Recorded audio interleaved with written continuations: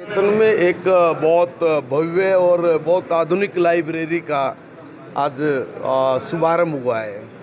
इसमें 21,700 something books हैं। अभी है हर सब्जेक्ट की बुक है। 6 कंप्यूटर के साथ इसको और अत्याधुनिक बनाए जाने का अभी और भी आगे प्रस्ताव है। यानी ई लाइब्रेरी भी यहाँ पर हम लोग स्थापित करने जा रहे हैं।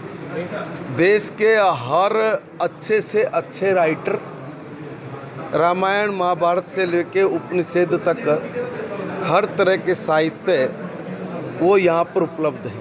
संस्कृत ज्ञान की भाषा है, इसलिए संस्कृत को बढ़ावा देने के लिए भी इस लाइब्रेरी में विशेष प्रकार के आयोजन चलाने की जो आवश्यकता महसूस हो रही थी, उस पर भी इस लाइब्रेरी से जुड़े लोग अपने काम को और तेज़ गति से अंजाम देने में लगे हुए हैं। मुझे लगता है कि जब तक हम लोग संस्कृत जैसी 100% परफेक्ट भाषा को अगर पूर्ण तरीके से आगे नहीं बढ़ाएंगे तो आने वाले दिनों में हम बहुत सारी चीज़ों से वंचित रह जाएंगे। अगर हम कंप्यूटर की बात भी करें, उसके लिए अगर कोई 100% भाषा अगर कोई स्टिक बैठती है तो वो संस्कृत है। इसके साथ साथ हमारे बच्चे जो इस कैंपस के नहीं हैं, वो भी अगर नहीं, उनके लिए ही सही मायने में इस प्रकार की लाइब्रेरी चालू हो, ऐसा गीता निकेतन सोसाइटी ने निर्णय लिया। और हज़ारों की संख्या में ऐसे बच्चे हैं जो अपनी तैयारी करना चाहते हैं मगर वो वंचित हैं। उनको कई बार बुक्स नहीं मिलती, कई बार बैठने के लिए उपयुक्त अच्छा स्थान नहीं मिलता। शांत वातावरण में सब प्रकार की फैसिलिटीज़ के साथ बच्चे अगर मनोयोग के साथ अपनी तैयारी करेंगे तो ये लाइब्रेरी उनके जीवन के लिए एक टर्निंग पॉइंट साबित होगी।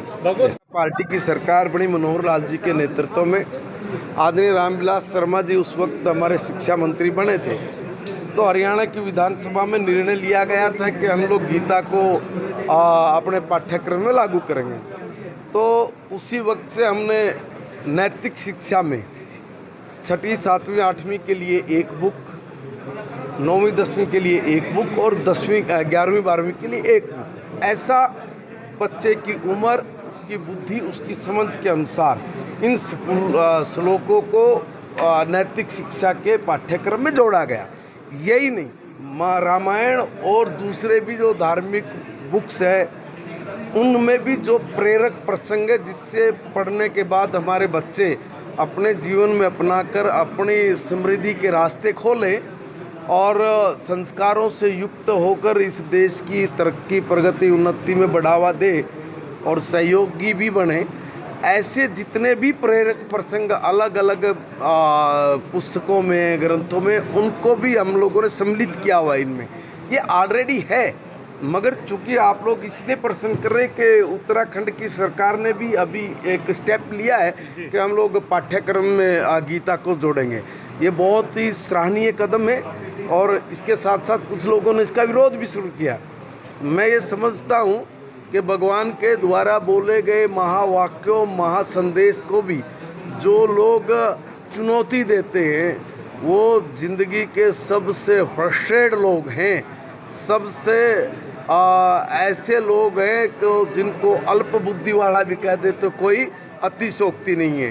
दूसरा ये कि भी ज्ञान है और इस ज्ञान के रास्ते कभी बंद नहीं होते, ये बहुत व्यापक है। मैं अगर ये बोलूं कि हमारे यहाँ तो इतनी स्वतंत्रता है गीता में भी और हमारे सभी धार्मिक ग्रंथों में भी कि जो जितना उड़ना चाहे उड़े, जो जितनी खोज करना चाहे करे, जो अपने आध्यात्मिक जीवन को जितना व्यापक और समृद्धशाली बना सके बनाए। मगर बहुत सारे तो क्या, बाकी सब लोग तो एक जगह तक अटक गए, वो उनसे आगे ना सोच सकते, ना बढ़ सकते, ना उनको उसकी इजाज़त है।